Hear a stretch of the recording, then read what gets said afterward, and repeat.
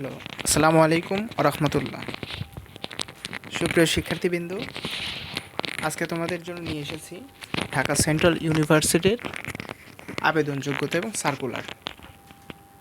প্রথমেই তোমাদের জন্য বলে রাখি যে এই পরীক্ষাটা আগামী জুলাই মাসের প্রথম দিকে অনুষ্ঠিত হবে এবং এখানে সেকেন্ড টাইমার অ্যালাউ আছে।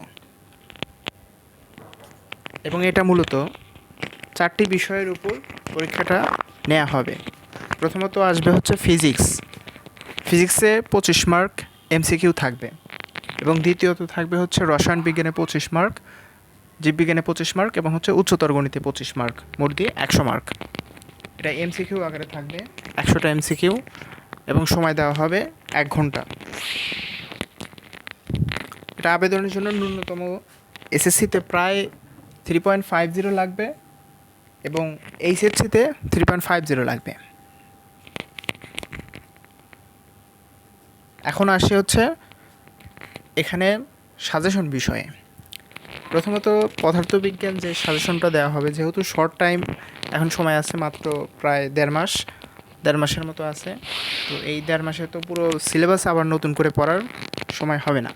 তাই সুতরাং শর্টকাটের যে টেকনিকগুলো অবলম্বন করতে বলা হবে সেগুলো তোমরা অবলম্বন করবে, আশা করি উপকৃত হবে।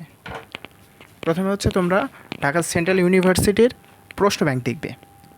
প্রশ্ন ব্যাংকটুকু পুরোপুরি A to Z দেখবে। তারপর হচ্ছে মূল বইয়ের সারসংক্ষেপ, যেমন ইসাক স্যার, ফিজিক্সের জন্য ইসাক স্যারের মূল বইয়ের সারসংক্ষেপগুলো দেখবে এবং অনুশীলনীর এমসিকিউগুলো দেখবে।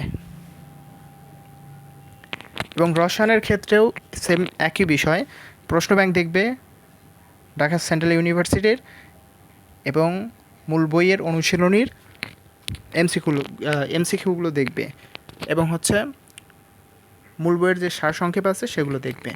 একই রকমভাবে জীববিজ্ঞানেরও এবং উচ্চতর গণিতেরও 4টে বিষয় একই রকম।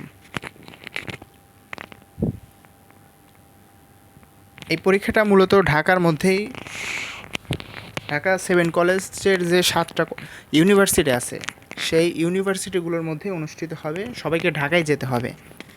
তো আশা করি আগামী জুলাই মাসের পরীক্ষাটা তোমাদের ভালো হবে, এবং এই ভিডিওটা দেখে যদি কেউ উপকৃত হও তাহলে কমেন্ট করবে এবং জানাবে। আসসালামু আলাইকুম।